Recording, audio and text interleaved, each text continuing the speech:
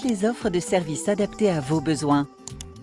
Découvrez le Hub Meet Africa, la plateforme digitale d'orientation et d'information des entrepreneurs de la diaspora africaine. Vous recherchez des opportunités d'affaires, des programmes d'accompagnement technique ou financier, de l'information, des partenaires, des experts ou des consultants locaux? Conçu par et pour ses utilisateurs, le Hub Meet Africa met à votre disposition gratuitement une cartographie simplifiée des dispositifs d'appui, quel que soit l'état de maturité de votre projet, le secteur couvert, le pays visé et vos besoins d'accompagnement. Identifiez des partenaires et experts basés dans le pays de résidence ou d'installation de votre projet d'entreprise et obtenez des conseils sur mesure et des retours d'expérience pour le mener à bien. La recherche d'offres d'accompagnement n'a jamais été aussi simple. Les offres du Hub Meet Africa proposent des informations ciblées et pertinentes à tout entrepreneur de la diaspora désireux d'entreprendre en Afrique. Concrétisez vos projets business grâce aux outils collaboratifs et partagés. Positionnez votre projet grâce à l'outil d'aide à l'orientation. Accédez à des ressources efficaces et vérifiées pour comprendre le marché local et développer votre business. Entrez en relation avec les organismes d'appui à l'entrepreneuriat, les mentors, les experts, les investisseurs et tous les acteurs au service de l'entrepreneuriat de la diaspora en Afrique et en Europe. Interagissez avec les membres de la communauté à travers un post-it board et bien plus encore. Vous avez des idées et des rêves en Afrique? Vous souhaitez partager votre expertise et vos compétences? Rejoignez la communauté du Hub Meet Africa.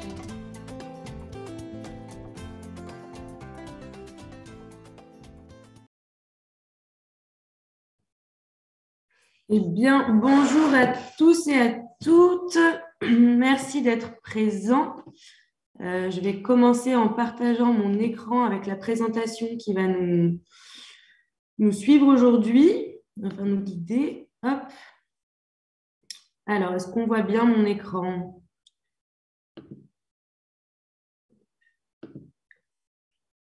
Oui, j'espère. Oui, 5 sur 5. Super, merci beaucoup. Alors, bonjour à tous et à toutes et merci d'être présents aujourd'hui, à la fois les intervenants et les participants, pour ce webinaire autour de partage d'expérience et qui, en fait, le sujet étant les entrepreneurs de la diaspora tunisienne, quelles opportunités et quels accompagnements. Alors, comment est-ce qu'on va fonctionner aujourd'hui? Moi, je vais vous faire une petite présentation de Anima et du Hub, dont on a vu la vidéo juste avant. Je vous présenterai ensuite rapidement les intervenants qui feront leur propre présentation, évidemment. Et on finira par une session d'échange, de questions-réponses. L'idée étant que ce webinaire soit aussi interactif. C'est vrai que c'est vraiment intéressant quand on a un vrai échange à la fin. Les personnes qui sont là aujourd'hui et qui vont faire les présentations sont aussi des experts. Donc, toutes les personnes qui sont présentes en tant que participants, vraiment à cette session de questions-réponses, n'hésitez pas à poser vos questions, profitez de leur présence pour récupérer un max d'informations. Voilà, avant qu'on commence, très rapidement, des éléments de bonne pratique. D'abord, ce webinaire sera fait donc en français, mais il y a également une traduction simultanée. Si vous voulez suivre le webinaire en anglais, il y a normalement un petit rond en bas de votre écran. Il suffit de cliquer dessus et vous aurez donc le webinaire en anglais. So I switch in English real quick. For the people who want to follow this webinar in English, you can click on the little hearth at the bottom of your screen and you should be able to follow this webinar in English. Thank you. Également, le webinaire est enregistré, donc vous pourrez le regarder en replay parce qu'il sera également donc, mis sur la chaîne YouTube de Anima. Pour tous les participants, pour qu'on ait une meilleure fluidité et que le webinaire se passe au mieux, merci de couper vos microphones et vos caméras et de lever la main donc pour la session de questions-réponses quand vous voulez prendre la parole. Pendant tout le webinaire, n'hésitez pas par contre à mettre un message sur si vous avez des questions, des commentaires, etc. Voilà pour les bonnes pratiques. On peut rentrer dans le vif du sujet. Donc d'abord, qu'est-ce qu'Anima? qui organise aujourd'hui le webinaire. Anima, c'est une plateforme pour la coopération économique entre l'Europe, l'Afrique et le Moyen-Orient. Et en fait, c'est un réseau d'environ 70 organisations où on y retrouve des agences de promotion d'investissement, des organisations de développement, des centres de recherche, des différents réseaux d'entreprises, d'investissement ou d'innovation. Et en fait, l'idée, c'est que ce réseau, ensemble, relève les défis qu'ils ont en commun pour promouvoir des projets du secteur privé et contribuer en fait à renforcer le développement économique durable, attractif et partagé des territoires. Et le réseau se mobilise donc sur 4 grands secteurs qui sont la promotion des investissements et des impacts, l'appui du secteur privé, l'innovation et la mobilisation des talents expatriés et de leurs ressources matérielles et immatérielles. Aujourd'hui, Anima organise ce webinaire à travers notamment le projet Meet Africa, qui est un projet pour la mobilité pour l'entrepreneuriat en Afrique. Très rapidement, je vous présente le projet. C'est un projet qui est financé par l'Union européenne et l'Agence française de développement et qui est mis en œuvre par Expertise France avec l'appui d'Anima, de la GIZ et du Conseil présidentiel pour l'Afrique. Le programme de Meet Africa a deux composantes. Il s'adresse en fait aux entrepreneurs de la diaspora dans notamment 6 pays, que sont le Cameroun, la Côte d'Ivoire, le Mali, le Maroc, le Sénégal et la Tunisie. C'est d'ailleurs une des raisons pour lesquelles aujourd'hui on fait les webinaires avec des focus pays. On a fait le mois dernier le Maroc. Ce mois-ci, on fait donc aujourd'hui la Tunisie, à la fin du mois le Sénégal, et il y aura pour chacun des pays un webinaire focus pays. Donc c'est une des premières dimensions. Une seconde dimension, en fait, c'est la plateforme digitale euro-africaine d'information et d'orientation pour les entrepreneurs de la diaspora. Je vous en dirai 2 mots un tout petit peu plus juste après. Meet Africa, c'est aussi un programme d'accompagnement de 140 entrepreneurs, un fonds d'amorçage qui finance 170 entreprises, un réseau africain d'organisations mobilisées pour l'appui de l'entrepreneuriat de la diaspora africaine, et enfin un salon de l'entrepreneuriat de la diaspora africaine qui a eu lieu le 11 février dernier, qui s'est déroulé à Paris, qui a accueilli plus de 3000 visiteurs, même 3500 visiteurs. Donc, un petit focus sur le hub. Le hub Meet Africa, en fait, c'est une plateforme d'orientation et d'information des entrepreneurs de la diaspora, donc des 6 pays que j'ai cités juste avant, que sont le Cameroun, la Côte d'Ivoire, le Maroc, le Mali, le Sénégal et la Tunisie. Et en fait, ce hub a 2 objectifs. Le premier, c'est être vraiment un centre d'information et d'orientation pour les entrepreneurs. Et il le fait en fait à travers une orientation des entrepreneurs vers des services d'accompagnement qui sont adaptés en fonction des différents niveaux d'évolution et des créations de l'entreprise. Et dans un second temps, il permet également de mettre en relation les entrepreneurs avec l'ensemble de l'écosystème entrepreneurial euro-africain.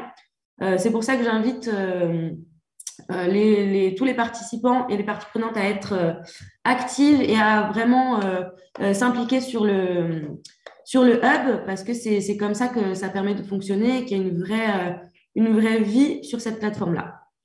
Voilà. Pour entrer plus dans le sujet d'aujourd'hui et pourquoi est-ce qu'on est là, donc je rappelle le sujet qui est les entrepreneurs de la diaspora tunisienne, quelles opportunités et quels accompagnements. Nous avons aujourd'hui un beau panel d'intervenants.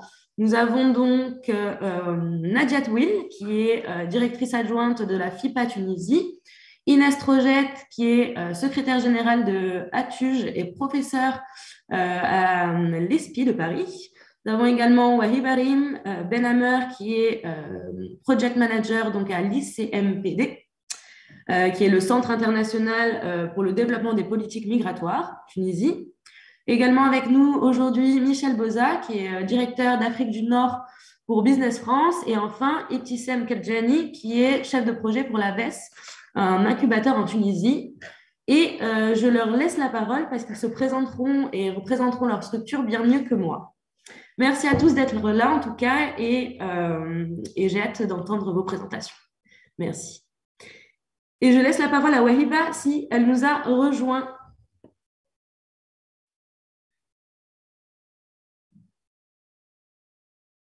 Alors, est-ce qu'elle nous a rejoint? Alors, Bonjour. bonjour, parfait. Bonjour. Merci beaucoup pour l'invitation. Je suis ravie d'être parmi vous aujourd'hui. Et voilà, je commence par ma présentation, c'est ça? Oui, exactement. Donc, merci beaucoup. Aujourd'hui, je vais parler, je me présente, je suis Waibarine, Project Manager du projet Progrès Migration à l'ICMPD, mais je suis aussi experte en mobilisation de la diaspora. Aujourd'hui, je vais vous parler d'un cadre du cadre contextuel de la diaspora en Tunisie qui a investi ou qui compte investir selon la dernière enquête Tunisia Hints qui a été effectuée en 2021 par l'Institut national de la statistique et par l'appui bien sûr de l'ICMPD. Donc ça va nous donner une image très claire, chiffrée, basée sur des chiffres réels et statistiquement représentatif de l'implication des diasporas et des migrants de retour, mais aussi des migrants actuels en Tunisie. Donc, pour parler de tout ça, il faudrait peut-être avoir une idée sur ce que c'est l'enquête nationale sur la migration internationale. Tunisia Int est la première enquête nationale sur la migration internationale en Tunisie. Elle dresse un état des lieux des phénomènes migratoires du point de vue du territoire tunisien et elle a été effectuée entre juillet 2020 et mars 2021. Elle s'est basée, donc il y a des concepts très spéciaux et c'est pour ça qu'il faut en tenir compte. Ce que c'est le migrant actuel ou le migrant de retour. L'enquête a concerné 4 profils, au fait, le migrant actuel, le migrant de retour, les immigrés en Tunisie et les non-migrants. Pourquoi les non-migrants? Parce que c'est le réservoir de la migration. Notre présentation d'aujourd'hui va toucher uniquement aux migrants actuels et aux migrants de retour parce que c'est là où on voit l'intention ou plutôt l'investissement. Donc, le migrant actuel, dans le cadre de l'enquête, est considéré comme migrant actuel ou émigré, toute personne de nationalité tunisienne âgée de 15 ans et plus, et ça c'est très important, ayant résidé en Tunisie, donc qui réside actuellement dans un autre pays pour une durée d'au moins 3 mois. Donc, il était en Tunisie et il est parti. Il y a une grande différence entre migrants actuels et ce qu'on appelle en Tunisie les TRE, les Tunisiens résidents à l'étranger. En se basant sur cette définition, l'effectif des émigrés tunisiens serait aux alentours de 566 000 individus, dont 388 000 hommes et 178 000 femmes. Et là, vous voyez que les chiffres sont très différents de ceux prononcés par le ministère des Affaires étrangères, justement parce que la définition n'est pas la même. Pour la définition des migrants de retour, dans le cadre de l'enquête, est considéré comme migrant de retour toute personne de nationalité tunisienne résidant actuellement en Tunisie, qui a vécu à l'étranger pendant 3 mois ou plus, et bien sûr âgé de 15 ans ou plus, parce que l'enquête tunisienne considère toujours l'âge à partir de 15 ans. Au moment de son retour, selon cette définition, l'effectif des migrants de retour encore vivants au moment de l'enquête est estimé à 211 000, répartis entre 176 000 hommes et 35 000 femmes. Voilà, donc s'il y a Alors, les investissements de la diaspora en Tunisie. Seuls 9,8% des migrants actuels ont déclaré avoir réalisé des projets d'investissement en Tunisie, donc 13,4% pour les hommes et 1,9% pour les femmes. Donc, toujours relatif aux chiffres que je viens de présenter au début. Cette proportion augmente avec l'âge, passant de 0,6% parmi les migrants âgés de 15 à 24 ans à 18,9% pour les 60 ans et plus.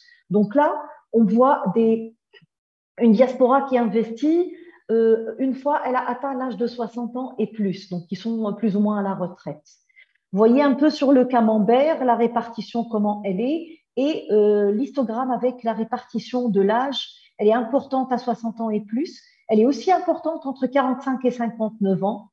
Et elle est vraiment faible elle est de 5,4% pour la tranche d'âge de 25 à 34%. Pour les secteurs des investissements des migrants actuels, on voit donc les secteurs sont notamment l'agriculture, l'immobilier, les terrains non agricoles, l'industrie, la construction, le commerce et les cafés-restaurants et les autres services.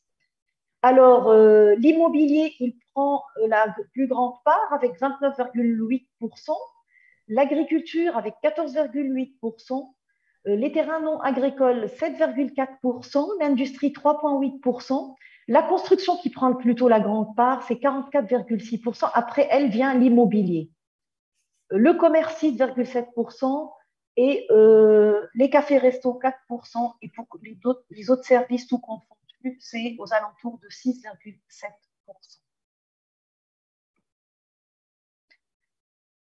Quant à la répartition de l'investissement en Tunisie par niveau d'instruction, on voit là donc les chiffres et on va. Le bleu, c'est vraiment néant.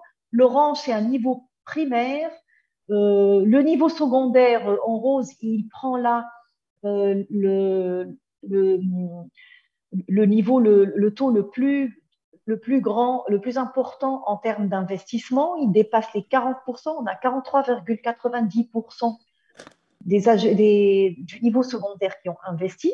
Pour le supérieur, il vient en deuxième catégorie avec 27% de l'enseignement supérieur des personnes de la diaspora issues de l'enseignement supérieur avec un investissement aux alentours un peu moins de 30%, donc à 27%. Et de la formation professionnelle, on a un taux de 8,7%. Donc, vous voyez, ceux qui investissent sont généralement du niveau secondaire, par la suite du supérieur et par la suite du primaire. Donc, là, ce qui concerne les investissements en général. Pour les migrants de retour, et là, donc, ceux qui ont vécu à l'étranger et qui sont retournés, seulement 20% des migrants de retour ont réalisé des projets en Tunisie. Donc, près d'un migrant de retour sur 5 déclare avoir réalisé des investissements. Cette proportion est d'autant plus élevée que la durée de la migration est longue. Les secteurs d'investissement des migrants de retour, donc la grosse part, elle est pour l'agriculture. On voit donc avant l'année 2000, 30,1% ont investi dans l'agriculture. Depuis 2000, on a 31,1%. Plutôt toujours la construction, désolé, la construction, c'est toujours aussi important. Il y a au fait un changement. Ça, pour l'agriculture, c'était le plus important avant 2000, mais depuis 2000, il y a plutôt la construction qui prend la première place avec 37,9% et qui était à 19,6% avant 2000. L'immobilier, avant 2000, on avait 8,9% des migrants de retour qui ont investi dans l'immobilier et depuis 2000, 9,3%. Donc, il y a un petit peu une petite augmentation considérée. Terrain non agricole, on était à 0,7% avant 2000, mais on est passé à 5,3% depuis 2000.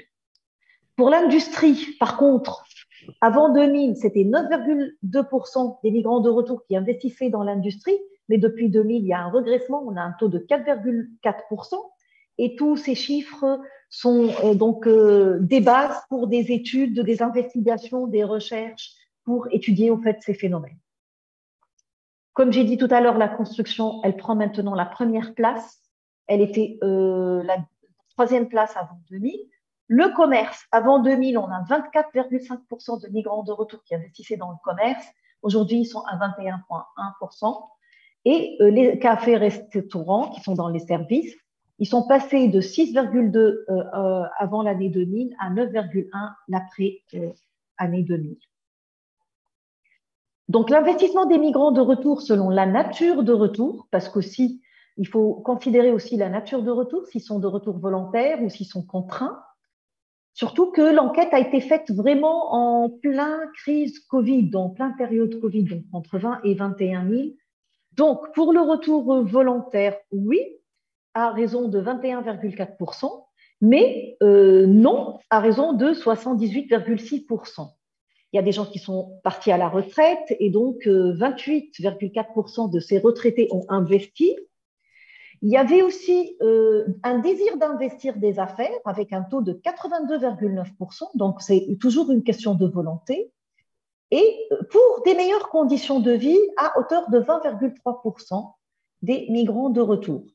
Mais aussi, on trouve les raisons familiales. On a 17,7% qui sont retournés pour des raisons familiales et qui ont investi, mais aussi pour l'éducation et la formation. Donc, on a le faible taux de 15,4% par rapport aux autres taux. Pour les retourner avec des contraintes ou des raisons liées au travail. Donc, on a 16,8% qui sont retournés et qui ont investi. Aussi, on a des retournés pour des contraintes et des raisons de vulnérabilité dans les pays d'accueil. Le taux est aussi de 16,1% qui ont investi. Donc, c'est minoritaire par rapport à ceux qui n'ont pas investi, et ça reflète un peu le taux général. Aussi, il y a des expulsés, et dont 20,3% ont investi, et les autres 3,1%. Donc, on a un total des retournés de 19,2% qui ont investi contre 80% qui n'ont pas investi. Les intentions d'investissement pour les migrants de retour. On note 31,6% des migrants de retour, indépendamment de la nature de retour, qui ont l'intention de réaliser un projet d'investissement en Tunisie, répartis entre 35% chez les femmes et 35% chez les hommes et 17,3% chez les femmes. Donc, c'est un peu ça, la situation chiffrée selon les dernières statistiques, mais c'était aussi, il faut noter que Tunisianime, c'était la première version de l'enquête HIMSS, qui est une enquête spécialisée dans la migration et qui est une enquête très spéciale qui a été effectuée en Égypte, en Jordanie, en Tunisie et au Maroc. C'est la première enquête nationale sur la migration. Donc, merci pour votre attention. On peut partager l'information, la présentation, mais aussi dans le site de l'INF, vous pouvez trouver tout le rapport. Merci pour votre attention. Merci beaucoup, Wahiba, pour cette contextualisation et pour tous ces chiffres extrêmement intéressants. Et désolé pour le petit couac de présentation, mais en effet, on pourra tout à fait envoyer à toutes les personnes qui souhaitent les chiffres et les différentes présentations qui seront données aujourd'hui. Merci beaucoup et je vais laisser la parole à Nadia pour rentrer justement aussi dans cette idée au niveau des institutions, des opportunités et des accompagnements possibles. Bonjour, mesdames, messieurs, bonjour. Je tiens à remercier tout d'abord donc Anima pour l'organisation de ce webinaire. Expertise France également donc pour le pilotage donc de Meet Africa 2.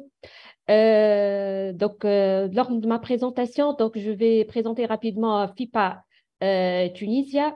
Donc FIPA, c'est connu par son acronyme anglais Foreign Investment Promotion Agency, l'agence de promotion d'investissement extérieur, qui est un établissement public donc chargé de la promotion, de l'encouragement des investisseurs étrangers à investir et à créer des projets en Tunisie.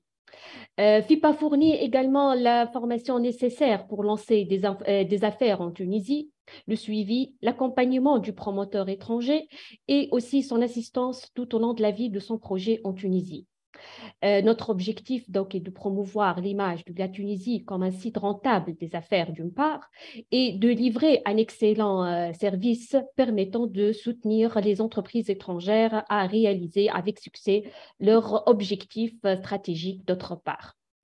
Nous sommes donc le premier interlocuteur de l'investisseur étranger de par notre présence dans les principaux pays européens, comme vous voyez donc, dans le slide. Donc, nous avons un bureau à Paris, Milan, Cologne, Londres, Madrid. Donc, c'est un réseau d'experts à l'étranger.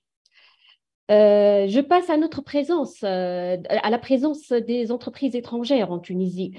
Donc, aujourd'hui, on compte plus de 3700 entreprises étrangères en Tunisie, dont 3/4 sont totalement exportatrices et qui ont permis donc la création de plus de 500 000 postes d'emploi. Donc en 2022, je ne sais pas si vous voyez le slide. Nous avons donc enregistré plus de 500 opérations d'investissement, permettant donc la réalisation de plus de 11 000 emplois directs. Je tiens aussi à mentionner que les investissements directs étrangers sont essentiellement réalisés dans les industries manufacturières. Ils dépassent les 50%, principalement dans les secteurs de l'industrie mécanique, électrique, électronique, les composants auto et les composants aérospatiaux. Notre partenaire historique, donc l'Europe, il est fortement présent, donc occupant les 4 premières positions, donc en tant qu'investisseur dans les investissements donc étrangers émanant donc des pays européens. Voilà, le suivant, on passe, voilà. Oui, ici, on peut voir donc les principaux grands groupes présents en Tunisie. Vous pouvez voir donc les différentes nationalités de l'Europe, l'Amérique du Nord. Voilà, on passe. Voilà. Donc, cette dynamique de développement des idées en Tunisie est favorisée par un ensemble d'atouts et d'avantages dont le pays bénéficie. Premier atout majeur donc, de la Tunisie, c'est le positionnement stratégique de la Tunisie, donc au milieu de la Méditerranée, qui permet de servir le marché européen et africain tout en bénéficiant des accords de libre-échange avec l'Union européenne et les pays africains. Comme vous voyez, nous avons aussi conclu plusieurs accords de libre-échange avec les pays voisins, ainsi qu'avec le Moyen-Orient et le monde arabe. Nous renforçons notre intégration donc, avec l'Afrique. Nous sommes liés avec les parties Est et Ouest de l'Afrique, en plus des liens historiques avec les pays d'Afrique subsaharienne. Deuxième atout majeur du pays, c'est le capital humain. Nous disposons on passe s'il vous plaît. Donc, nous disposons d'un capital humain de qualité, disponible et très compétitif. En effet, plus de 65 000 nouveaux diplômés se retrouvent sur le marché de l'emploi chaque année, dont 18% de ces diplômés issus des filières des TIC. En plus des compétences techniques, je peux ajouter que les Tunisiens sont dotés également de compétences managériales à tous les niveaux, ce qui a permis à plusieurs entreprises étrangères d'avoir un management 100% tunisien. L'écosystème aussi de l'innovation nous a... on revient, s'il vous plaît. Donc, à placer la Tunisie parmi les meilleures économies innovantes dans la région. On peut voir ici, donc, on est première économie innovatrice en Afrique du Nord. On est 13e à l'échelle mondiale pour les recherches scientifiques et 8e à l'échelle mondiale pour les dépenses en éducation selon l'indice mondial de l'innovation. Je passe.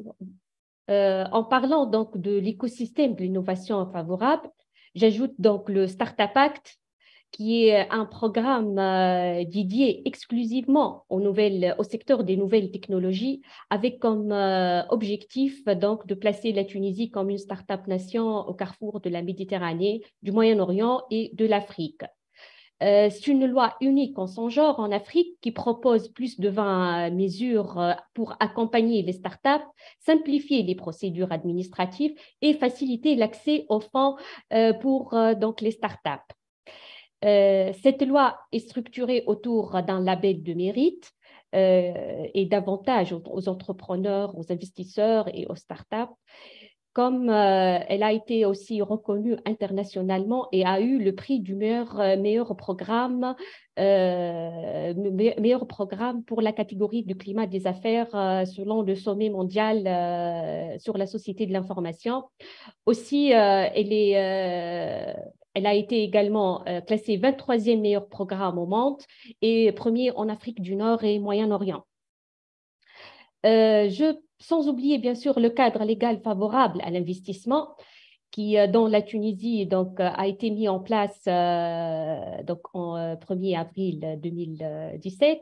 C'est une nouvelle loi donc, qui offre tout d'abord la garantie aux investisseurs étrangers et qui leur permet d'investir librement dans la majorité des secteurs, y compris le secteur de l'innovation et le secteur du numérique.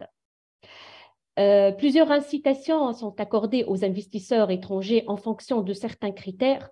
La priorité du gouvernement tunisien est l'exportation, donc nous encourageons les exportations, nous encourageons les activités à haute valeur ajoutée. C'est pourquoi nous les appelons les secteurs prioritaires. Donc, il y a plus de 20 secteurs, plus de 20 activités considérées comme des secteurs prioritaires et elles bénéficient d'un maximum d'incitation en termes de subventions et de prise en charge de l'emploi sur le revenu. Je passe, donc j'enchaîne les incitations, les atouts stratégiques du pays avec la place de la diaspora dans la stratégie du FIPA. En fait, tout au long de notre expérience, qui est maintenant dépasse 27 ans, avec une présence historique aussi en France, nous avons toujours traité avec la diaspora tunisienne. Nous les avons considérés comme en tant qu'investisseurs. Ils étaient partenaires avec nous dans l'organisation de nos événements promotionnels. Ils ont aussi contribué à l'investissement de certaines entreprises françaises en Tunisie. Et nous sommes convaincus qu'ils ont un rôle à jouer. Et pour cela, nous avons initié un Diaspora Award lors de notre événement phare Tunisia Investment Forum, qui est donc organisé tous les 2 ans. Donc, tout ça pour vous dire que notre objectif est d'établir cette interaction permanente avec des compétences tunisiennes à l'étranger. Et donc, dans une continuation de cette dynamique, pour bien structurer les interactions et les relations avec la diaspora, FIPA a lancé donc un programme fédérateur en 2021 qui est App Tunisia by FIPA. C'est un programme qui a été appuyé par la coopération technique, donc c'est la GIZ, avec 3 principaux objectifs. Premier objectif donc, du programme était d'affiner le ciblage, d'identifier des contacts qui soient qualifiés de compétences tunisiennes à l'étranger. Le but est d'identifier un top de 150 de personnalités de marque en tant que partenaires donc partenaires de la Tunisie et de la FIPA dans ces objectifs de promotion. Deuxième objectif donc était de sensibiliser qu'une implantation pérenne en Tunisie a ses avantages. Et le troisième était de ramener ces personnalités-là à investir et à s'investir, en quelque sorte, à influencer aussi les communautés d'affaires et les grands groupes dans lesquels ils sont des cadres dirigeants. Aussi, s'ajoute également, donc, j'ajoute aussi donc, la caractéristique du programme Optunisia qui cible les compétences tunisiennes, donc des compétences stratégiques pour l'investissement. Elle cible donc des CEO, des top managers, des consultants internationaux, des hautes compétences stratégiques donc, dans les pays européens. Je termine avec une étape aussi importante de ce programme qui est le Roadshow tunisien d'Europe. Donc, c'est un roadshow qui a été organisé en 2021 en collaboration de nos bureaux à l'étranger. Il s'agit de la programmation de 5 débats pays qui sont entièrement dédiés à nos compétences à l'étranger. Il s'agit donc, de la Suisse, l'Allemagne, la France, l'Italie, le Royaume-Uni. Ces roadshows ont été bien appuyés par les autorités diplomatiques de ces pays cibles. Alors, ils étaient présents donc, pour chaque débat pays, des compétences tunisiennes dans les secteurs stratégiques cibles du pays. On trouve la santé, l'agro, les industries manufacturières, le textile, plusieurs autres secteurs.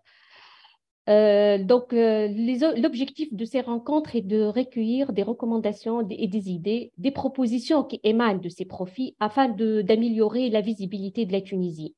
Ces recommandations ont été mises dans un livre blanc qui va nous permettre d'affiner nos communications et propositions de valeur dans notre travail de génération de nouveaux prospects. Et comme dans tous les écosystèmes, ces entreprises innovantes qui opèrent, donc qui sont en train d'investir. Donc, on trouve principalement des secteurs dans les secteurs des nouvelles technologies. Pour cela, je voulais vous donner donc un aperçu sur l'infrastructure numérique en Tunisie. Nous avons 19, comme vous voyez, 19 cyberparcs dédiés aux startups innovantes. Nous avons aussi des pôles de compétitivité, des technopoles orientés TIC, tout ce qui est infrastructure aussi bureautique qui répondent aux normes européennes. Il y a aussi le lancement de la plateforme pour l'écosystème de l'innovation The Dot. Je profite pour saluer Madame Asma Chebbi, la responsable du programme Dot Landing, qui est présente avec nous aujourd'hui, et je lui céderai la parole dans quelques minutes donc, pour vous présenter plus en détail The Dot. Je reviens avec dans ce système de nouvelles technologies, on a intégré aussi donc le secteur de l'industrie. Donc il y a plusieurs grands groupes en Tunisie qui opèrent, je passe s'il vous plaît, donc qui opèrent dans des activités à haute valeur ajoutée. Comme vous voyez, donc il y a la mobilité électrique, la mobilité connectée, le smart manufacturing avec la robotique, le big data, etc. Voilà, c'est ce que donc ici vous pouvez voir donc les startups, quelques startups pleinement engagées donc dans les nouvelles technologies émergentes. Comme vous voyez, il y a Astadip, Next Protein qui sont issus de la diaspora tunisienne.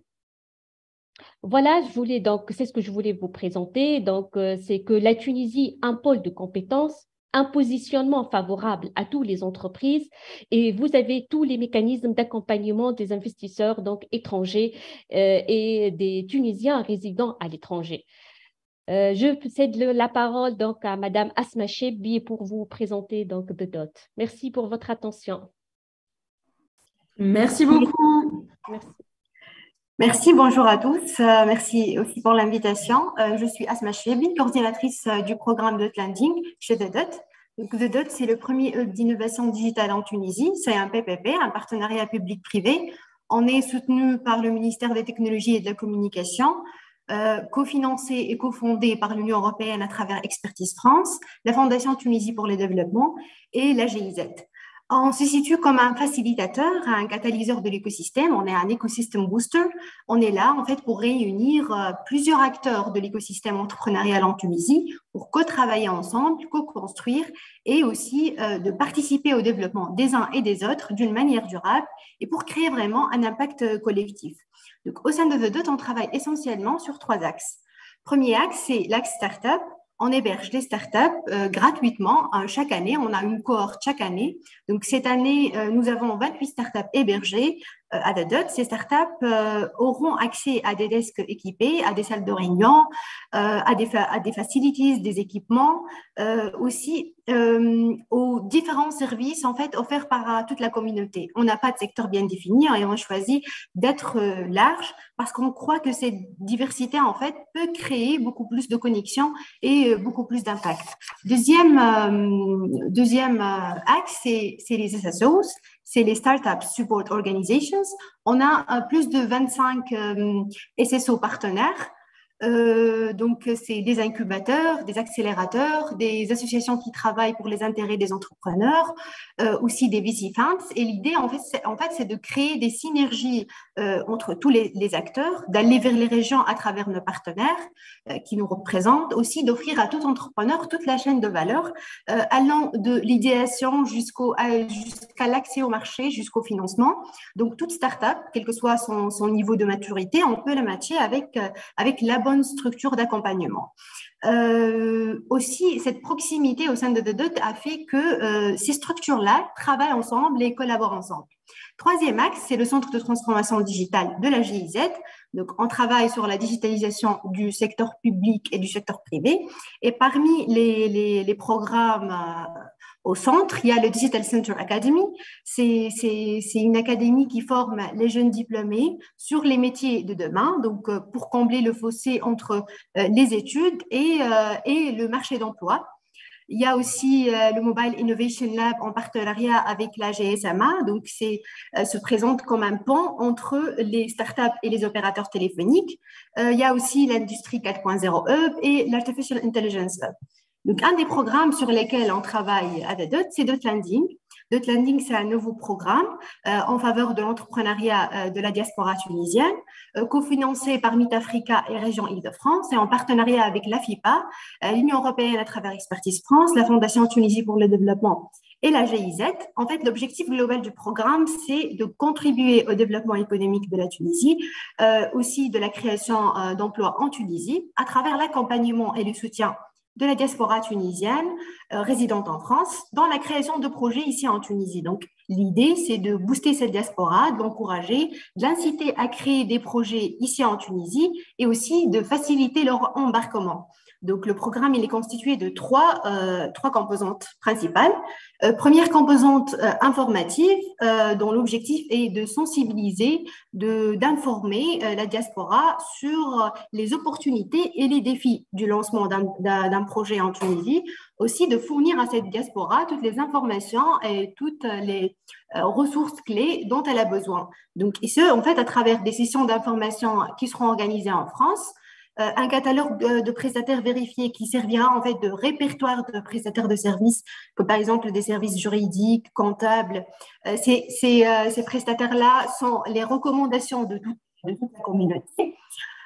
Donc, ce catalogue sera mis à la disposition de la diaspora. Il y a aussi un document FAQ, tout savoir avant français. C'est un document qui fournira des réponses claires et précises. Sont à jour aussi à toutes les questions posées par la diaspora sur la création de projets, sur l'écosystème. Deuxième composante, qui est la composante assistance et soutien. Donc, il y aura des packages d'assistance et de soutien qui seront conçus pour en fait donner accès à la diaspora à de l'expertise de qualité. Donc, c'est des packages d'heures sur mesure, personnalisés, adaptés aux besoins spécifiques de chaque entrepreneur, que ce soit une assistance fiscale, de change, concernant les procédures administratives. Donc, l'objectif, en fait, c'est de rendre le processus de lancement d'un projet en Tunisie aussi fluide et aussi simple que possible. Troisième composante, c'est la composante accueil. Donc, l'objectif, c'est d'accueillir les entrepreneurs de la diaspora dans un environnement favorable et un environnement dynamique. Et donc, de les aider aussi à se connecter aux différents acteurs de l'écosystème entrepreneurial en Tunisie. Donc, premièrement, il y aura le hub, qui sera mis à la disposition de la diaspora. Donc, les entrepreneurs peuvent être hébergés, les entrepreneurs de la diaspora peuvent être hébergés ici à DOT. Ils auront aussi accès à toutes les ressources disponibles, les espaces de bureau, les salles de réunion, les studios podcast, tous les équipements disponibles à DOT. Aussi, ils auront accès à tous les événements qui seront organisés à DOT et à tous les services de la communauté. Il y a aussi des événements de gatherings, des événements de networking, de mise en réseau, qui auront pour objectif en fait de rassembler toutes les startups, toutes les entreprises hébergées à DOT avec un des acteurs clés de l'écosystème. Et en fait, le but, c'est de favoriser les échanges. Il y aura aussi une série de webinaires thématiques en synergie avec des initiatives régionales et des programmes régionaux. Et donc, qui vont parler autour de plusieurs sujets liés à la diaspora entrepreneur. Donc, pour participer à ce programme, il y aura un appel ouvert à candidature qui sera lancé, invitant les entrepreneurs de la diaspora à soumettre leur candidature. Par la suite, ces candidatures seront présélectionnées puis examinées et ce sera de manière contenue tout au long du programme. Et ensuite, tout de suite après, les résultats seront annoncés au fur et à mesure. Voilà, merci. Merci beaucoup, Asma, pour toutes ces explications extrêmement intéressantes. On va laisser la parole à Inès pour Atuge France. Merci beaucoup. Très bien, merci Wahiba, Nadia et Asma pour vos excellents exemples sur l'encouragement de l'entrepreneuriat.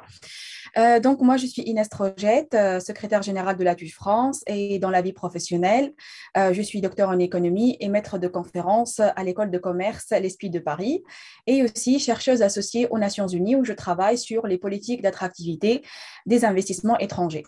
Je tiens à remercier Anima Investment Network de m'avoir invité à intervenir à cette conférence.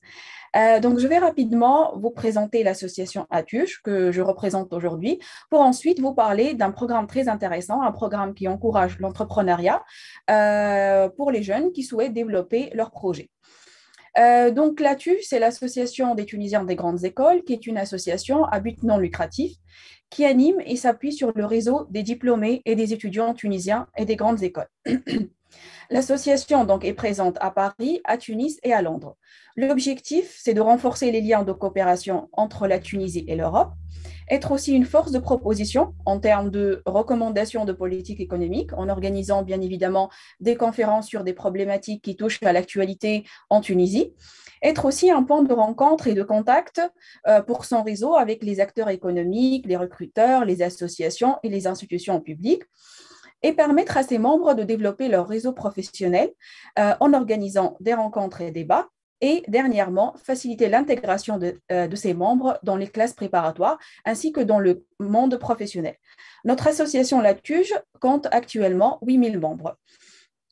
Donc, on a plusieurs clubs, le club conseil, digital, culture, finance et entrepreneur. Moi, je vais me concentrer aujourd'hui sur le club ATUJ Entrepreneur qui regroupe les ATUJiens passionnés par l'entrepreneuriat.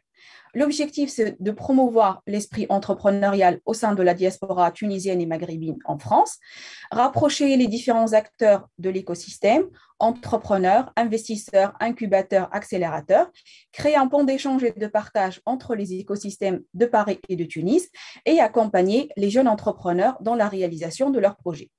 Donc, c'est dans ce cadre que nous organisons le concours qu'on appelle Adventure, AT''Venture. Donc, à tous les jeunes qui nous écoutent maintenant, si vous avez des idées de projet et que vous souhaitez être aidés, accompagnés, écoutez bien le détail de ce programme. Donc, le programme Adventure est un programme d'accompagnement, est un concours aussi annuel de création d'entreprises Adventure et nous sommes actuellement à sa 14e édition. Ça consiste en quoi? C'est un programme d'accompagnement de start-up organisé entre la TUJ France et la TUJ Tunis qui se conclut chaque année par une finale destinée aux porteurs de projets et de start-up. Donc, on reçoit des candidats de la Tunisie, la France, différents pays européens, ainsi que de l'Amérique du Nord. Il est destiné à qui? À tous les jeunes qui ont une idée de projet sur laquelle ils travaillent en ce moment, qui souhaitent créer leur start-up et à ceux qui aimeraient approfondir leurs connaissances juridiques, marketing, financières, bien évidemment, tous les outils nécessaires à la création de projets. Comment ça se déroule? Donc, on a lancé déjà l'appel à candidature début mars et on le clôture le 7 avril.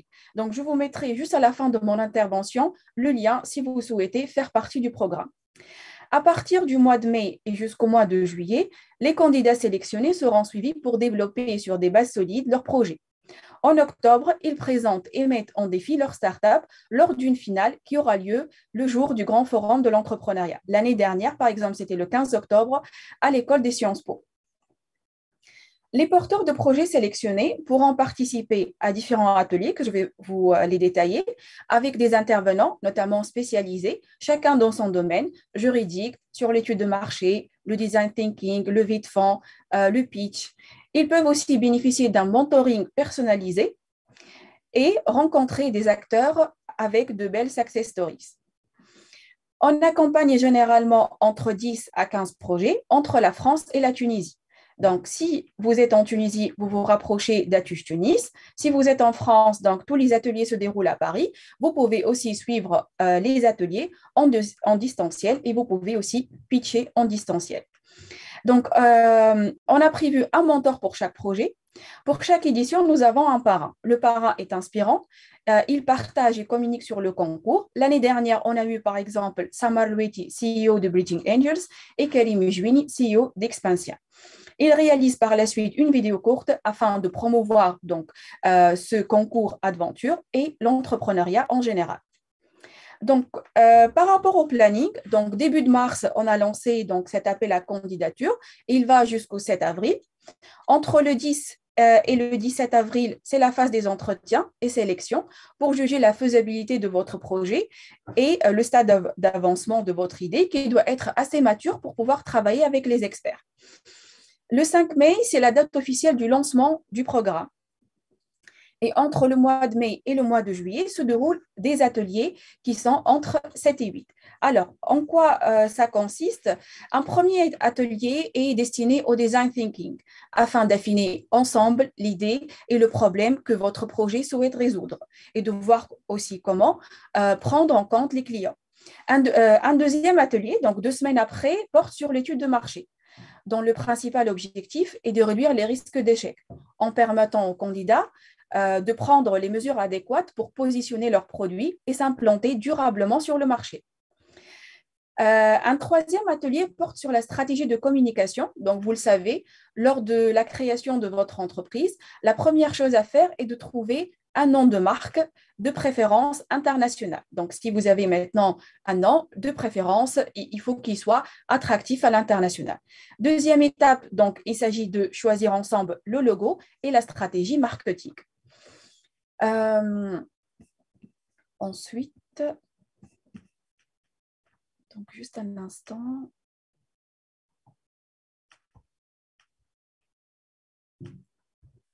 Voilà. Donc, la quatrième étape porte sur le business plan, qui est le socle de votre projet d'entreprise. Il répond à 2 objectifs. Vous permettre de présenter et de vendre votre projet lors de la recherche de financement et vous servir de feuille de route pour démarrer votre activité. Le réussir est capital. Cet atelier vous donnera les clés pour construire un business plan adapté à vos projets. Un 5e atelier, vous savez, c'est l'atelier juridique. L'objectif est d'aborder toutes les questions juridiques à se poser en cas de projet de création de start-up. Donc, il s'agit de discuter ensemble de la forme sociale, du montant du capital, du statut du dirigeant et du pacte d'associés. Des questions essentielles à se poser pour assurer la pérennité de votre entreprise. Un 6e atelier, toujours 2 semaines plus tard, porte sur la levée de fonds. L'objectif est de donner un processus clair de travail pour démarrer et clôturer une levée de fonds efficacement. Donc, comprendre l'écosystème de la levée des fonds propres, les attentes des financiers et leur processus type. Appréhender les différents outils et documentations utilisés par les financiers, à savoir la loi, la méthode de valorisation et la table de capitalisation. Et finalement, donc là, c'est entre le mois de mai et le mois de juillet. Ensuite, donc, il y a les vacances d'été afin de laisser aussi un peu le projet mûrir. Et finalement, en septembre, il y aura l'atelier pitch afin donc d'apprendre à convaincre en un court laps de temps, structurer une présentation efficace de son projet, s'entraîner à pitcher et expérimenter l'art oratoire. Voilà donc les 7 ateliers dont vous pouvez bénéficier si vous êtes retenu à ce concours Adventure. Donc, le rythme est d'un atelier toutes les 2 semaines avec environ 6 à 8 ateliers. Au total, donc avec le club entrepreneur, nous avons accompagné 100 projets depuis l'ouverture de ce concours Adventure, 300 porteurs de projets et 20 entreprises créées. Donc, à part ce concours Adventure, qui est l'activité principale du club entrepreneur, nous organisons plusieurs conférences sur l'entrepreneuriat. Aujourd'hui, par exemple, si vous êtes intéressé, on organise une conférence en ligne à 18h qui porte sur « Trouve ton partenaire au Business Angel à l'international ». Vous pouvez vous inscrire. Je vais vous envoyer en fait le lien de cette conférence et le lien de ce concours Adventure. Sinon, après ce concours, on organise aussi des conférences. Par exemple, trouve ton associé avec un coach, 2 entrepreneurs qui étaient présents pour vous donner des conseils sur comment trouver les associés. Une autre conférence aussi avec The Dot qui était, je pense, en décembre. Let's Meet at Huge Member à The Dot, c'était en décembre. Et d'autres conférences sur le soft skills, leadership, stress et motivation.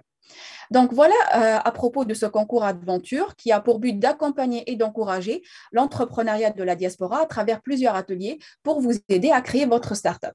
Donc je vous envoie juste après le lien pour candidater et je reste à votre disposition si vous avez besoin de plus d'informations. Merci pour votre écoute. Merci beaucoup Inès pour tout ça et on enverra en effet tous les liens et toutes les présentations à tous les participants. Je vais laisser la parole à Ebtissem pour présenter la BES. Merci Oriane, merci à tous les intervenants pour les présentations et puis même moi étant représentant aujourd'hui un acteur de l'accompagnement de l'écosystème, un acteur d'accompagnement, je prends tout plein de bonnes informations que je note et que je partagerai par la suite à nos entrepreneurs et c'est notre travail au quotidien de dénicher les bonnes opportunités, de les partager et de les relayer auprès des entrepreneurs que nous accompagnons avec les équipes au quotidien. Alors, bonjour à toutes et à tous. Je suis très heureuse d'être connectée aujourd'hui avec vous, derrière l'écran, mais aujourd'hui, on a pris cette habitude et encore une fois, c'est un moyen de se sentir quand même en contact avec les personnes qui ne sont pas ici, présentes en Tunisie. Alors, je suis Ibtissam Kerjani, responsable de projet au LABES, le laboratoire de l'économie sociale et solidaire. Donc, c'est notre cœur de métier à accompagner les acteurs de l'ESS en Tunisie et dans la région. L'association existe depuis 2012. Donc, je vous raconte un peu l'historique du LABES et puis plus de détails sur nos programmes et notre rôle dans Meet Africa. Alors, le LABES est une association qui a été créée en 2012 et pour venir répondre, apporter des réponses à des besoins aux associations. Suite à la révolution, il y a un certain nombre d'associations qui ont été créées, qui ont vu le jour et qui ont exprimé le besoin d'accompagnement et en matière de renforcement des capacités, la structuration de leurs idées de projet et puis même tout le project management pour réussir leur projet. Et suite également à la révolution, il y avait ce besoin en effet de faire appel à la société civile pour venir répondre aux besoins de la société aux côtés du secteur privé et du secteur public. Le LABES à l'époque a commencé ses activités avec des services de conseil, d'accompagnement aux associations et par la suite, nous nous sommes adoptés aux réalités du terrain et nous avons aussi développé un programme d'incubation dédié aux entreprises sociales et solidaires. Donc aujourd'hui, nous avons deux principaux axes sur lesquels nous travaillons, des programmes d'accompagnement des organisations de la société civile d'une part et d'autre part des programmes d'accompagnement des entrepreneurs sociaux. Donc d'une manière générale, le LABES intervient aux côtés des acteurs de l'économie sociale et solidaire pour mieux structurer ce secteur en Tunisie, dans la région, et puis pour les outiller une meilleure mise en œuvre de leurs projets à impact et la mesure de leur impact. On est membre du groupe Pulse, notre siège à Paris, et le groupe Pulse est composé de différents incubateurs dans différents pays. Donc, à Tunis, il y a le LABES. Au Maroc, il y a Bidaya. On est aussi au Sénégal avec Joe Jeff. En Afrique du Sud avec Oribi. On est également en Serbie avec le programme RICE. Et puis à Montreuil avec aussi un autre incubateur. Donc, ensemble, on mutualise les bonnes pratiques en matière d'accompagnement des acteurs des structures de l'ESS et on développe mutuellement des programmes d'accompagnement périodiquement et puis en fonction, bien évidemment, des opportunités de marché et puis des besoins des cibles que l'on accompagne. Donc, le LABES, il est basé à Tunis. On compte une vingtaine de personnes dans notre équipe et qui sont dédiées à l'accompagnement des acteurs de l'ESS. Dans le cadre de Meet Africa, donc le LABES, on est membre du réseau Meet Africa et nous avons pour rôle l'accompagnement des cohortes d'entrepreneurs tunisiens qui sont résidents en Europe. Donc, depuis l'année dernière, nous accompagnons les lauréats Meet Africa. Nous avons accompagné depuis mai dernier une dizaine de projets et nous continuons aujourd'hui avec une deuxième cohorte qui compte 13 projets. Donc, c'est des cohortes qui sont légèrement différentes de ce que nous avons l'habitude d'accompagner avec des besoins particuliers. Il il y a certaines différences, en fait, par rapport aux cohortes locales en Tunisie. Donc, le LABES, on intervient en Tunisie, mais avec d'autres programmes sur la région. Mais là, pour le cas de Meet Africa, on a souhaité vraiment s'impliquer dans ce programme et nous sommes aujourd'hui très heureux d'accompagner cette cible avec ses différentes spécificités, de par le fait que nous avons aussi noté un certain engouement chez cette diaspora pour l'entrepreneuriat à impact. Ce qui nous a encore aussi motivés à aller encore plus loin dans cet accompagnement avec eux et dans Meet Africa, c'est qu'aujourd'hui, on ne peut pas parler d'entrepreneuriat sans parler d'entrepreneuriat à impact. Donc, sur le pool d'entrepreneurs que nous accompagnons dans Meet Africa, la plus grande majorité, on parle de solutions à des problématiques sociales, économiques et environnementales. Donc, dans le cadre de ce programme, nous mettons en place un dispositif qui contient différents formats. Mais pour cette cible spécifique, nous avons tenu compte de leurs besoins. C'est-à-dire que c'est une diaspora d'élite. On a tenu compte de ce qu'ils ont exprimé comme besoin au tout début du programme pour adapter l'existant de nos méthodologies à leur spécificité. C'est-à-dire qu'aujourd'hui, avec ces cohortes Meet Africa, on met plus l'accent sur l'accompagnement individuel que sur les formations collectives. Ils sont à la recherche d'un plus de conseils rapprochés, spécifiques, que sur des généralités collectives. Donc, ce qu'on a fait, c'est qu'on a proposé un programme qui est axé sur des besoins recensés par projet qu'on traite en individuel. Ensuite, il y a des temps collectifs qu'on a plutôt designé, pensé pédagogiquement comme étant des temps d'inspiration et des temps de co-construction. Pas de formation, mais plutôt des temps d'échange et d'inspiration auxquels on invite des entrepreneurs diaspora, des profils dans lesquels ils peuvent s'identifier, ou alors d'autres organismes de l'écosystème pour venir présenter les opportunités qui existent dans le marché. Un élément sur lequel nous travaillons et sur lequel nous mettons l'accès dans le cadre de Meet Africa, c'est l'appui à la visibilité également. C'est ce qu'ils recherchent et notamment pour développer leurs solutions sur les deux rives. Donc, en Tunisie, ils ont ce besoin d'accès à l'information. Donc, c'est ce qu'on fait, nous, c'est de les mettre en contact avec les bonnes personnes, les bonnes structures pour pouvoir avoir l'information dont ils ont besoin, pour mieux comprendre le marché et puis pour tester leurs solutions. Et puis, l'appui aussi à la visibilité pour avoir en quelque sorte leurs early adopters et puis pour valider leurs solutions sur le marché.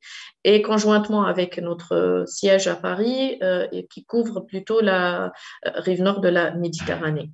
Un autre élément sur lequel aussi nous travaillons beaucoup, et ce sont tous des points qui ont été cités tout à l'heure par dans les premières interventions, c'est les matchmaking et puis les mises en réseau. Ça, c'est très important, on travaille beaucoup là-dessus et puis on fait beaucoup d'activités ou d'actions de fédération de communautés, parce que ça aussi, c'est un élément très important. Aujourd'hui, c'est des entrepreneurs qui rencontrent à peu près les mêmes challenges, les mêmes enjeux, des questions de paiement à l'international, de dédouanement, enfin, des questions juridiques entre créer une entreprise en Tunisie, comment faire le lien avec une entité établie juridiquement en France. Voilà, c'est des questions qui sont partagées par ces entrepreneurs et donc le fait de créer cet esprit de communauté, de les fédérer, aussi de renforcer la proximité entre eux et avec l'incubateur fait qu'ils se sentent moins seuls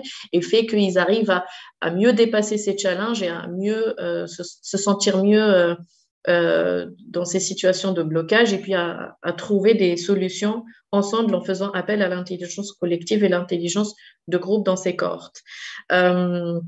Par ailleurs aussi, nous sommes très conscients et nous travaillons beaucoup là-dessus, c'est la collaboration avec les autres acteurs de l'écosystème, puisque c'est là où on travaille aussi sur le post-programme aujourd'hui, on les accompagne dans le cadre de Meet Africa, mais nous continuons par la suite à les accompagner ponctuellement et en les mettant en contact avec des structures, avec des clients, avec des investisseurs, avec les médias. Voilà, c'est comme ça que nous continuons à les accompagner par la suite. Et c'est cette collaboration avec tous les acteurs de l'écosystème qui nous permettent de faire ça, notamment tout ce qui se met en place avec The Dot, tout le travail qu'ils font avec la TUJ, avec la FIPA, voilà, avec toutes les structures qui mettent en place des programmes de part et d'autre pour accompagner les entrepreneurs et plus spécifiquement la cible dont on parle aujourd'hui, la diaspora tunisienne. Donc voilà, s'il y a des questions, n'hésitez pas sur le LABES et peut-être plus spécifiquement sur l'accompagnement que nous mettons en place au profit des entrepreneurs de la diaspora dans Meet Africa. Merci. Merci beaucoup. C'est extrêmement intéressant d'avoir aussi, en effet, un exemple d'incubateur avec les différentes possibilités. Donc, merci pour ça. Je vais laisser la parole pour cette dernière présentation à Michel Beza. Voilà, je laisse la parole. Merci. Ok, merci beaucoup Oriane et merci à toutes, parce qu'en fait on s'est aperçu tout à l'heure que j'étais le seul garçon de la matinée et je suis très heureux de pouvoir être avec vous, d'être avec l'ensemble des experts qui sont intervenus juste avant moi et vous donner donc les outils, les solutions, l'envie, les dynamiques pour vous en tant qu'entrepreneur réaliser quelque chose au niveau de cette relation vraiment qui, je pense, est un vrai trésor entre les deux rives de la Méditerranée, c'est-à-dire la possibilité d'avoir un pied en Afrique et un pied en Europe, et à partir de là, bâtir votre stratégie internationale pour, en tant qu'entrepreneur, avoir la possibilité d'aller sur les différents marchés. Donc, je m'appelle Michel Beza, je suis le patron de Business France donc à Tunis. Business France est une agence publique française qui intervient pour aider d'une part les entrepreneurs basés en France à s'internationaliser. Donc ça, c'est notre cœur de métier.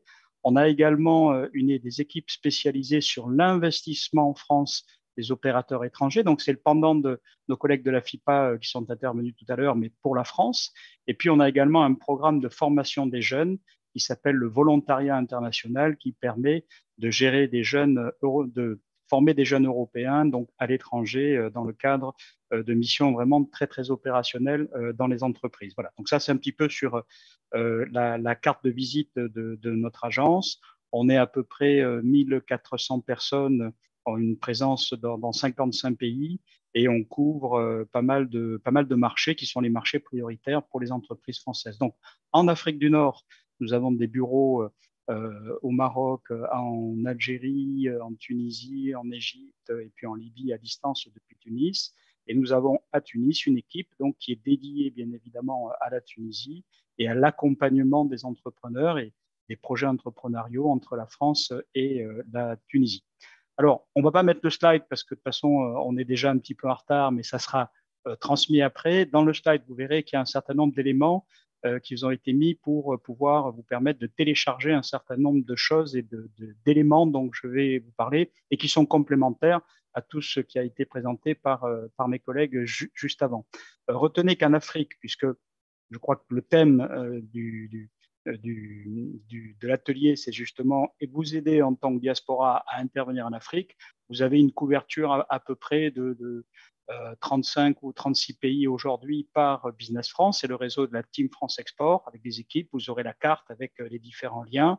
Et retenez également que nous avons réalisé un livre blanc Afrique pour les entrepreneurs qui souhaitent donc voir où sont les opportunités en Afrique et comment déjà se projeter, qui existe et qui est disponible donc gratuitement sur notre site. Vous aurez les liens au fur et à mesure. Sur l'Afrique du Nord, donc on a, et en particulier sur la Tunisie, donc une équipe qui est basée au sein de l'ambassade de France. C'est le service commercial de l'ambassade de France en fait. On travaille au sein d'un écosystème qui est extrêmement riche entre la Tunisie et la France. Ça aussi, c'est une spécificité peut-être de la relation vraiment exceptionnelle qui existe entre la France et la Tunisie. Il y a beaucoup d'équipes.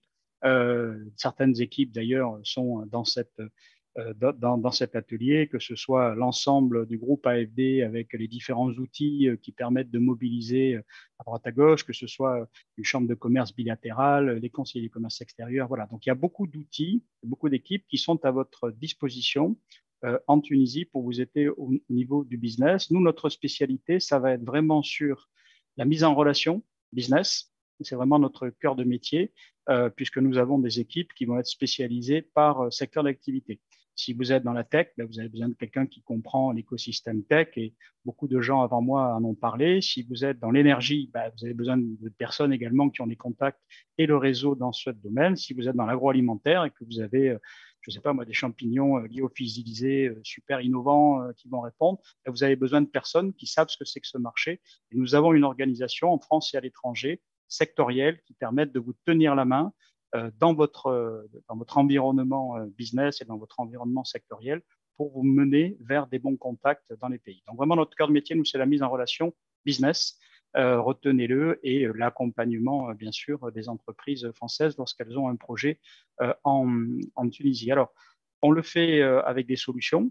Dans ces solutions, il y en a une qui est bien évidemment autour de l'information. Donc, retenez d'une part que vous avez le guide du routard de l'entrepreneur français qui s'intéresse à la Tunisie, entrepreneur français.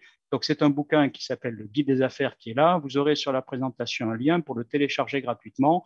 On a dedans beaucoup d'informations, de témoignages techniques, juridiques, réglementaires pour vous éviter de faire des erreurs et d'avoir déjà un certain nombre d'informations sur comment on peut envisager de se développer en Tunisie. Sachez que ça existe également sur l'Algérie et sur les pays où nous sommes présents. Donc, c'est le guide du routard, c'est gratuit sur notre site. Pensez à le mobiliser. Ensuite, retenez que vous avez, pour ceux qui sont en France, une plateforme qui s'appelle la Team France Export, qui est la plateforme des exportateurs français, qui est mise en place par l'État et par toutes les régions françaises. Et sur cette plateforme, vous avez de l'information qui remonte en continu sur les opportunités du marché et qui sont saisies donc par les équipes de la Team France Export, donc en Algérie, au Sénégal, en Côte d'Ivoire, en Tunisie. Donc là aussi, l'accès est gratuit. Vous aurez les différents liens sur la présentation. Allez faire un tour, regardez de temps en temps. Ça vous permet de faire une veille quand même assez intéressante sur ce qui se passe. Il y a des opportunités et il y a des informations marché. Retenez également qu'il y a un site internet Business France Afrique du Nord qui vous permet un petit peu de suivre l'actualité et de suivre un peu, je dirais, les choses qui peuvent être intéressantes pour vous en termes d'opportunités, voilà, est-ce que sur tel appel d'offres, sur tel secteur, comment je me positionne. Vous aurez bien évidemment dans la présentation les différentes personnes qui sont dans l'équipe avec leurs coordonnées pour que vous puissiez les approcher. Et retenez que cet accompagnement, donc pour vous permettre de comprendre le marché tunisien et de rentrer en contact avec des gens dans le business, ça se fait soit de manière personnalisée, dans le cadre de prestations donc, qui sont proposées par la Team France Export et qui sont proposées à toutes les entreprises établies en France, dans le monde entier, par nos bureaux. C'est notre système français. C'est un peu l'équivalent du CEPEX pour nos amis qui sont en Tunisie. On est la FIPA et le CEPEX mélangés avec un peu l'agence de coopération pour les jeunes. Donc là, vous avez la possibilité de faire appel à nous pour vous aider sur des analyses de marché ou de la mise en relation. Et vous pouvez également participer à des dynamiques collectives que nous organisons dans le cadre du programme France dans la Tunisie. C'est à peu près une vingtaine d'actions. Vous aurez un lien également sur la présentation pour y aller et voir un petit peu ce qui peut vous intéresser. Après, n'hésitez pas à vous en inspirer.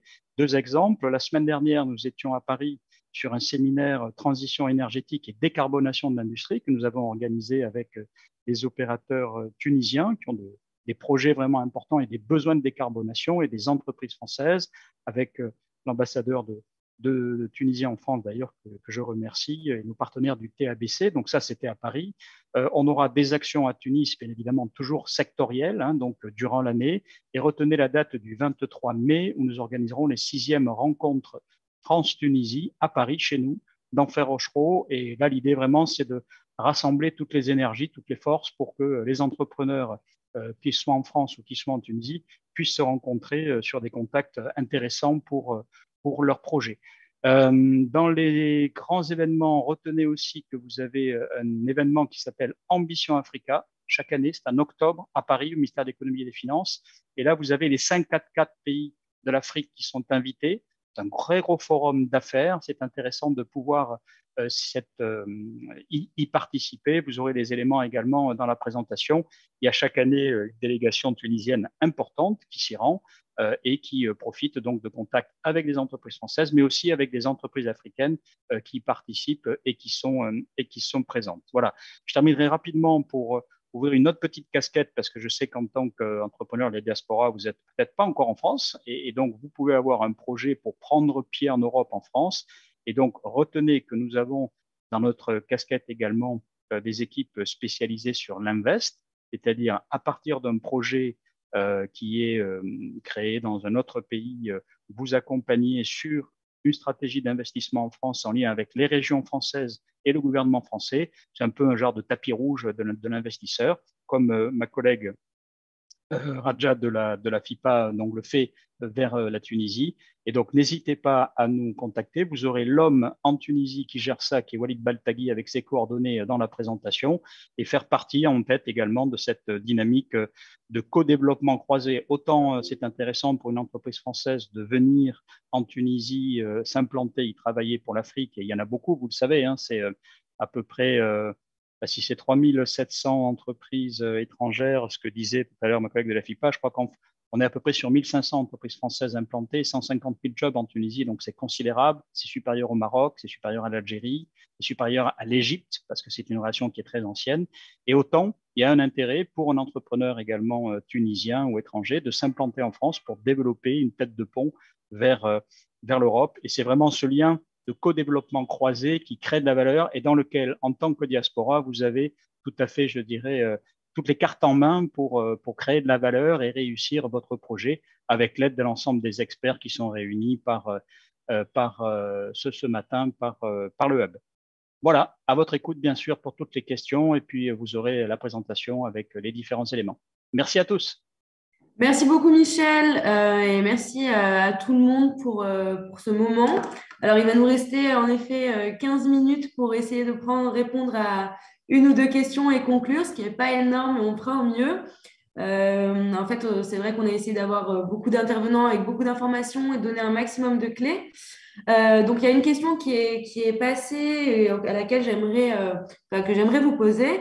C'est qu'est-ce qui fait qu'un projet réussit et quelles sont un petit peu les causes des éventuels échecs. Donc, quelles sont les choses à garder en tête à la fois qui fait que ça réussit et qui fait que ça peut échouer.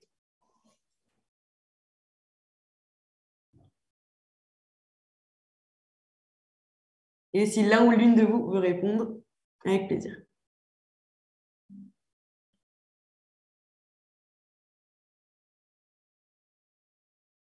Je laisse les dames répondre. Allez-y. Je vais peut-être commencer et puis pour ouvrir un peu la discussion. S'il vous plaît, d'accord. Alors, très très bonne question. Et puis après, c'est une question qui est très souvent soulevée. Et puis c'est parmi les premières questions qui nous sont posées par les entrepreneurs quand ils arrivent dans nos programmes d'incubation et les temps d'échange avec d'autres entrepreneurs à succès ou des success stories. Du coup, pour revenir donc plus en détail à la première partie de la question qui est peut-être quels sont les facteurs de réussite. Ce qui me vient là tout de suite en tête, après je laisserai mes collègues du panel apporter aussi leur point de vue. La veille continue, c'est de s'investir en fait dans la veille continue de ce qui existe sur le marché et dans l'écosystème de l'entrepreneuriat qui est très riche en informations, en opportunités et des réponses en fait à leurs questions. Donc la veille continue sur cet écosystème et puis qui est très en lien avec où mettre les pieds en fait, c'est de bien s'entourer. Aujourd'hui, les entrepreneurs, quand ils intègrent des programmes d'incubation, d'accompagnement, qui vont chez des structures d'accompagnement, des accélérateurs ou autres, c'est pas uniquement pour le programme pédagogique en lui-même, mais c'est aussi d'être bien entouré des bonnes personnes, entouré d'une communauté d'entrepreneurs qui rencontrent aussi les mêmes challenges. C'est être entouré par des expertises, tout un écosystème. Donc, c'est gagner du temps. en intégrant ce type de programme et puis être en connexion avec les réalités et qui nous lie directement à la question de la veille continue.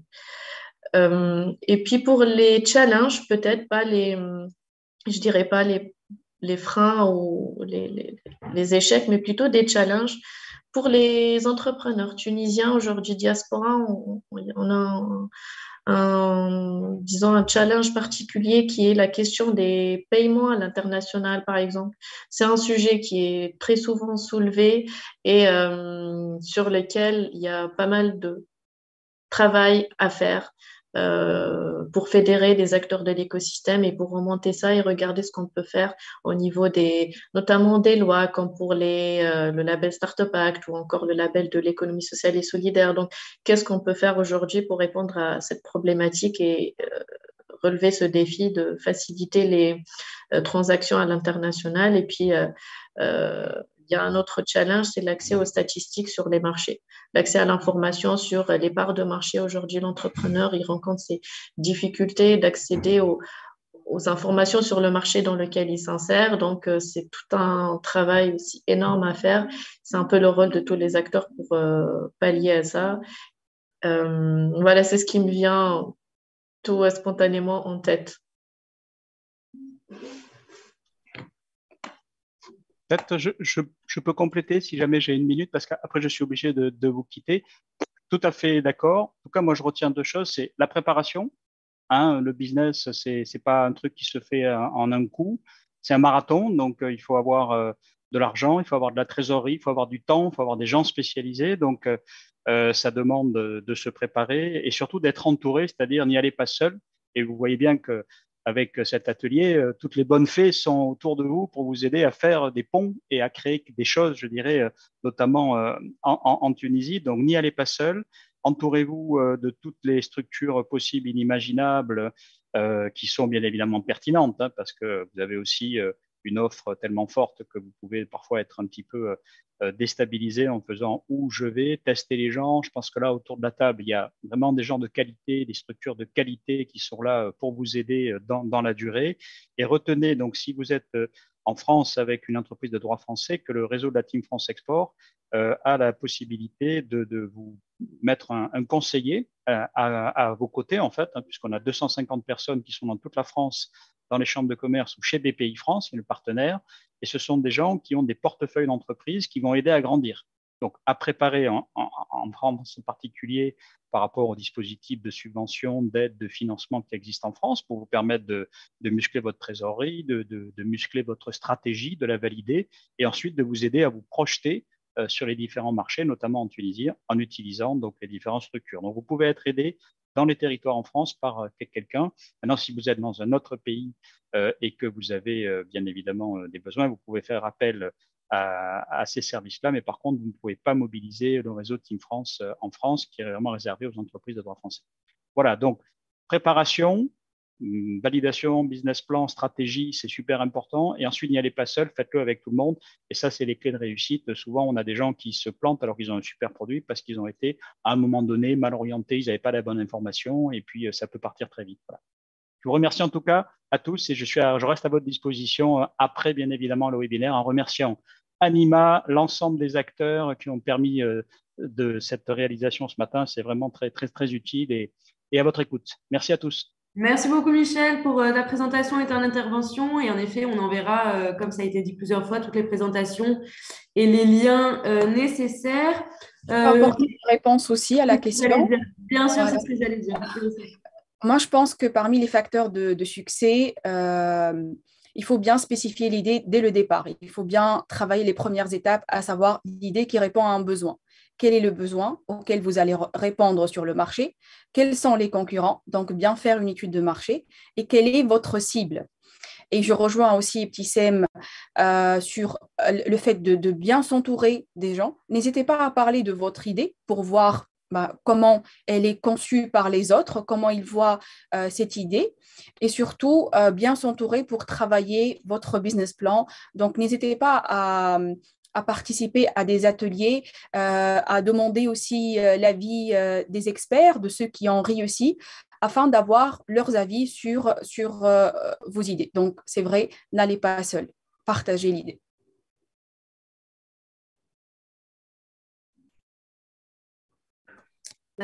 Ouais, Nadia, est-ce que tu voudrais ajouter quelque chose, notamment sur ou des conseils ou sur les différents challenges qui n'ont pas été encore mentionnés? Oui, bon, pour le moment, ils ont tout dit. Merci, Ibtissem et Inès. Peut-être j'ajoute tout ce qui est cadre juridique. Donc, il faut faire attention au cadre juridique du start-up ou de l'investissement de son projet dès le départ. Donc, c'est important, la déclaration, le cadre, les incitations, à quel moment il peut en bénéficier, s'il entre dans le cadre du Startup Act, il peut bénéficier du label de Startup, il peut bénéficier de financement et de plusieurs autres avantages dans ce programme, de ce programme plutôt. Voilà, donc c'est ce que je voulais ajouter. Eh ben, très bien. Donc, on va conclure, savoir si, comme nous reste à peu près 5 minutes, est-ce qu'il y a un dernier élément que vous voudriez ajouter de manière générale sur quelque chose à dire aux entrepreneurs, peut-être comment vous trouvez spécifiquement, que ça soit en Tunisie, est-ce qu'il y a des espaces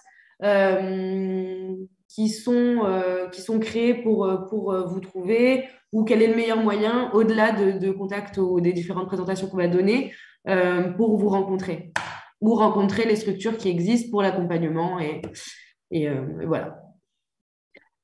Moi, je peux dire rapidement, si vous souhaitez participer à ce concours Adventure, moi, je vois qu'il y a plusieurs opportunités, plusieurs opportunités et accompagnement. Je vais parler de l'ATUJ, donc n'hésitez pas à aller sur le site de l'ATUJ, www.atuj.fr, ou bien sur Facebook, rapprochez-vous du club entrepreneur, ou bien vous pouvez aussi m'écrire sur Facebook Inès Trojette, et je vais vous diriger vers le club entrepreneur si vous avez une idée de projet. Donc, c'est le moment de candidater. Vous avez jusqu'au 17 avril. Si vous souhaitez, comme on l'a dit, donc être bien accompagné dans toutes les étapes de création de votre projet, donc n'hésitez pas à me contacter ou à contacter la TUJ et on est là pour vous. Il y a aussi beaucoup d'accompagnement, j'ai remarqué, de la part de The Dot et d'autres institutions. Donc, il y a vraiment de l'encouragement à l'entrepreneuriat en Tunisie. Donc, allez-y, on est avec vous. Merci. Alors, je finis par vous dire, chers diaspora et chers entrepreneurs, donc n'hésitez pas d'entrer en contact avec FIPA. Nous sommes un facilitateur, nous pouvons vous orienter, vous mettre en contact avec ce écosystème, ce riche écosystème qu'on a présenté aujourd'hui. Nous pouvons donc même vous mettre en contact avec tout ce qui est secteur public, votre intégration dans l'écosystème. Et je finis je vous rappelle aussi de nos bureaux, que ce soit à partir de nos bureaux à l'étranger qui sont basés en Europe ou au niveau de notre siège social à Tunis. Voilà. Bienvenue à tout le monde.